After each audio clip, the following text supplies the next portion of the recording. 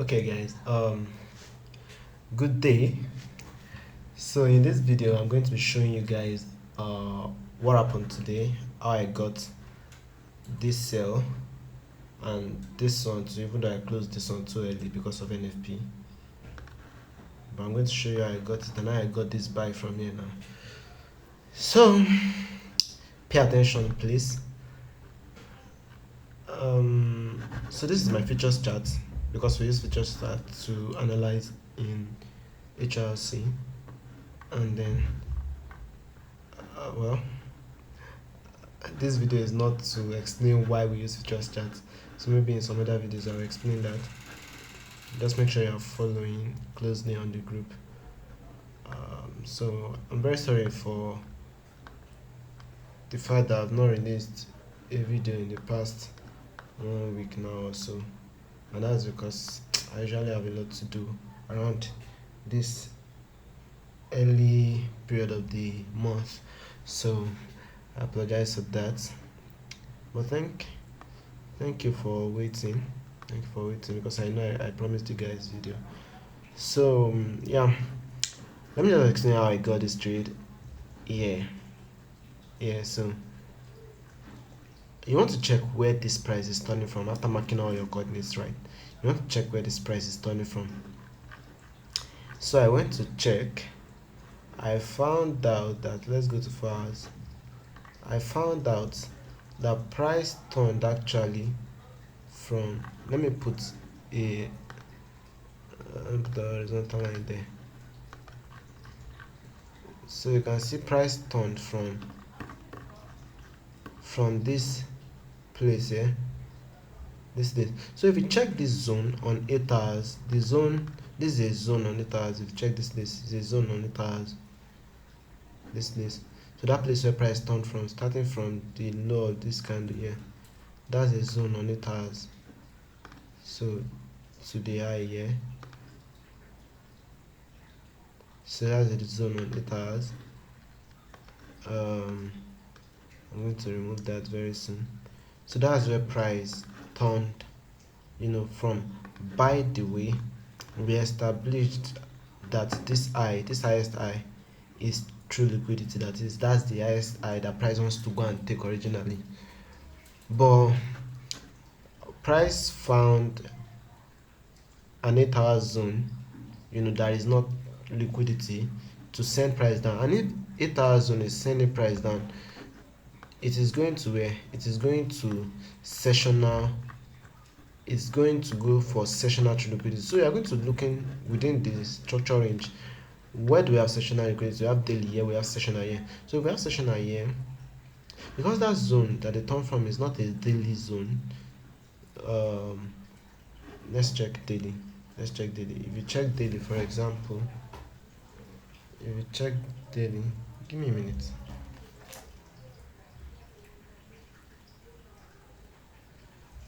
So if you check daily, for example, what you find out is that, well, I didn't check this zone per se, but I'm very sure it's our zone, but I can't see clearly if if I would want to pick this as a daily zone, although the week there too is, but did they get there? Let me see. They get to that week? No, I guess not, they didn't. So I can be sure that zone is another topic on its own. I can be sure that, okay, they are coming for sessional true liquidity. So if they because they turned from 8 hour zone, right?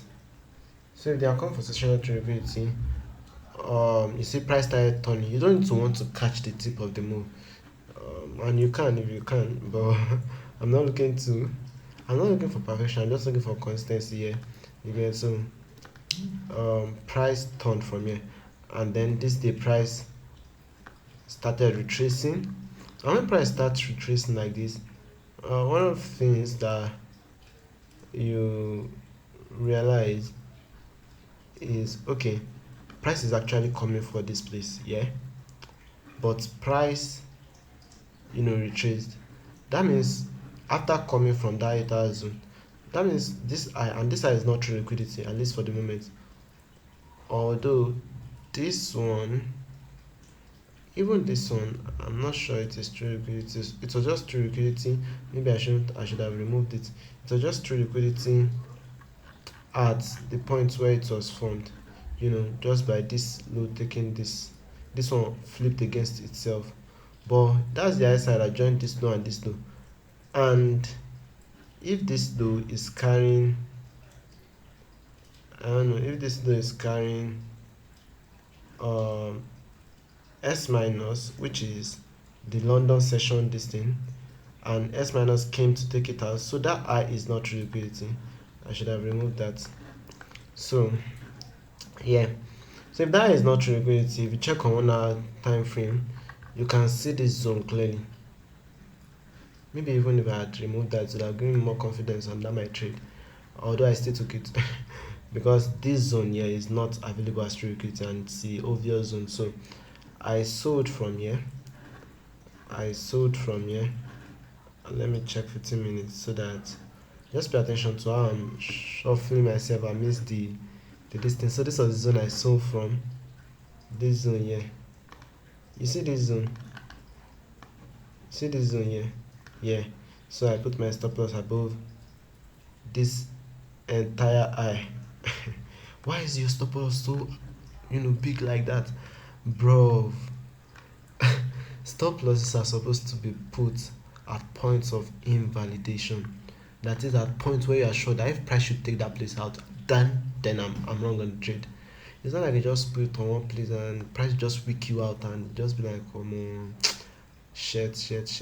So although I'd have put my stop loss here, there's nothing wrong with putting a stop loss here if I'd removed that true liquidity that I put here the other time. So but I put my stop loss here on that trade. What matters is to be compounding wins. You get, and price came and entered and started selling. So when price got here, I closed on all my accounts. I took the trade on 2 accounts. I closed on all my accounts and price started retracing. I was holding on the second account. When price got here, I came to check that was actually going on, because is this how price feel? Go back to my entry. This was my entry. This, let me show you the trade. So this was the first trade that I took.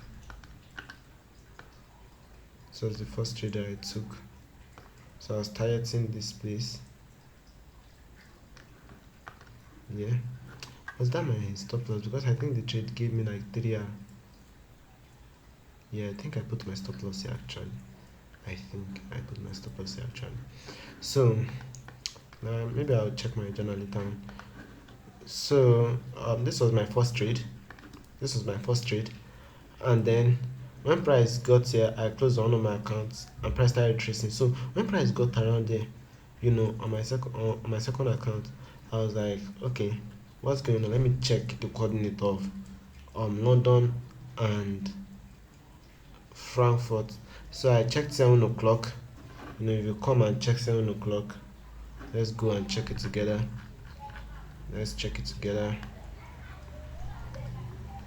So if you check 7 o'clock, where is 7 o'clock here? So this is 7 o'clock. 7 o'clock was a sell candle, so that's S minus. And then what did 8 o'clock open with? 8 o'clock. So this low was still, because 7 to 8 is 7 o'clock this thing. So but 8 o'clock is what? This is 8 o'clock. 8 o'clock was positive. This white candle was positive, so that's plus. That plus came to take the low of 7, or that 7 o'clock formed, and that's divergence right there. We had divergence there.